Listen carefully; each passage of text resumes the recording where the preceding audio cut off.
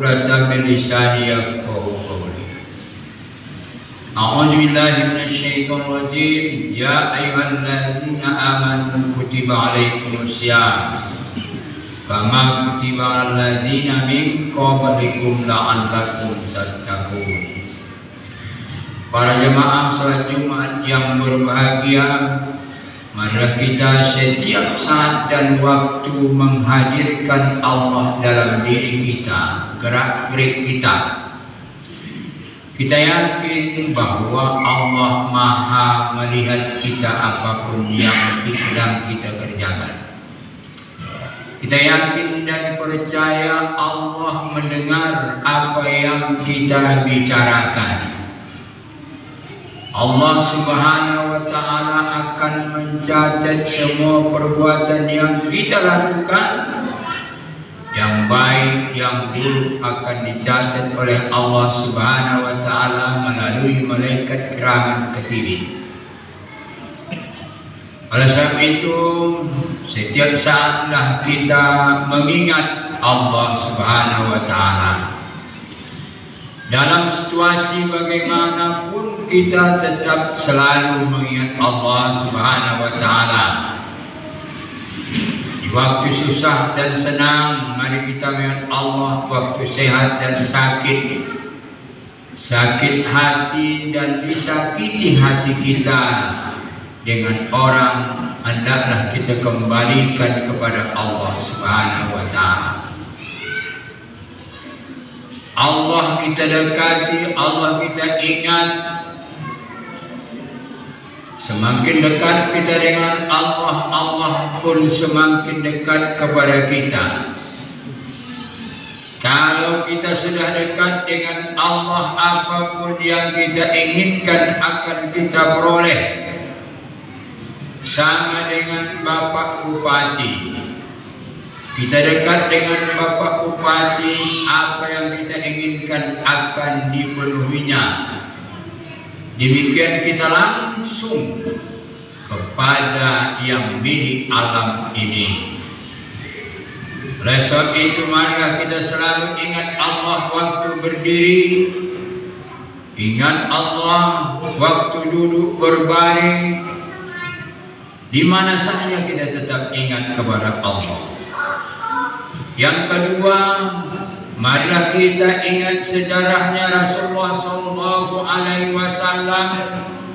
Di waktu susah bagaimana cara menghadapinya, di waktu senang bagaimana mensyukurinya. Kalau kita sebagai pemerintah, bagaimana Nabi Muhammad memerintah, ini kita contoh. Kita baca sejarahnya. Bagaimana Rasulullah mempunyai keluarga, tetangga. Kita ingat sejarahnya Rasulullah SAW. Rasulullah cuma 63 tahun. Ada orang yang hadir ini berumur 64-65. Ini sudah mensyukuri lebih tua dari Nabi Muhammad SAW.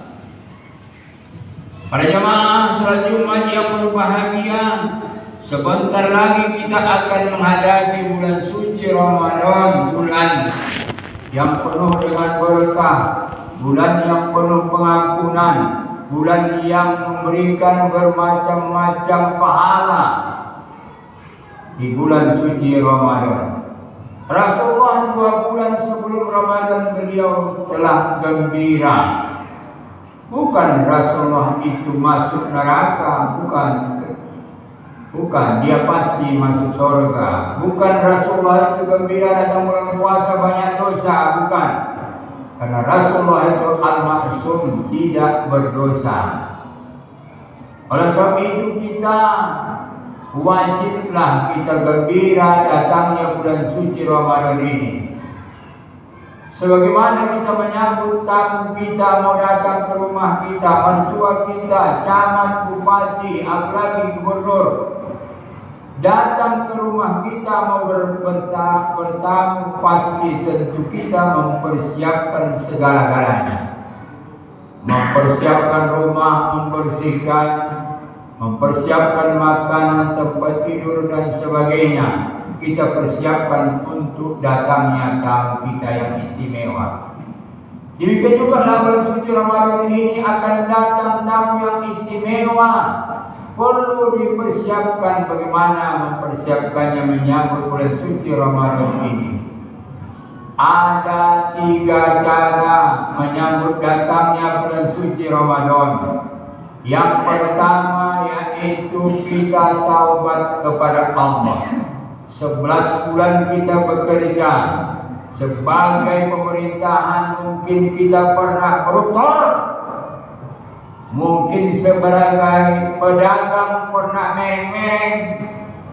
Timbangan kita sebagai petani dan sebagai ini, si tukang kompor, wartawan, ustaz, kita seluruhnya ini semuanya mempunyai dosa. Oleh sebab itu yang bagus manusia yakin bahwa dia punya dosa. Yang tak paten menganggap tak berdosa. Dia saja yang paling bersih dalam Ramadan ini. Ini yang paling jahat. Oleh sebab itu datangnya bulan suci Ramadan ini, mari sama-sama kita taubat. 11 bulan kita melakukan dosa. Bagaimana cara taubat? Yaitu yang pertama sekali kita mandi taubat. Saja mandi taubat kepada Allah Subhanahu wa taala melalui mandi itu, kita yakin berjatuhanlah dosa kita dari setiap orang lubang bulu roma kita. Setelah kita mandi taubat, kita salat sunat taubat, usolli sunatan taubat di rakaatan lillahi ta'ala. Allahu Akbar. Yaitu kita mandi taubat dan salat sunat taubat. Setelah selesai itu berbanyak astagfirullah, minta ampun kita dosa-dosa yang telah kita lakukan semenjak Nabi Adam sampai saat ini. Manusia semuanya pernah berbuat dosa. Oleh sebab itu kita berbanyak minta ampun kepada Allah Subhanahu wa taala. Yang kedua, apa yang dipersiapkan?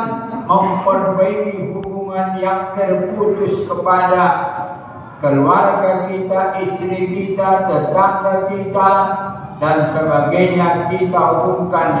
Sekarang ini mudah sudah kita minta maaf kepada seorang, angkat HP, kepada yang terhormat Bapak Bupati, kepada yang terhormat ini, mohon minta ampun dosa yang pernah kulakukan, kesalahan yang pernah kulakukan kepada Bapak saya, mohon minta ampun kepada Allah Subhanahu wa taala.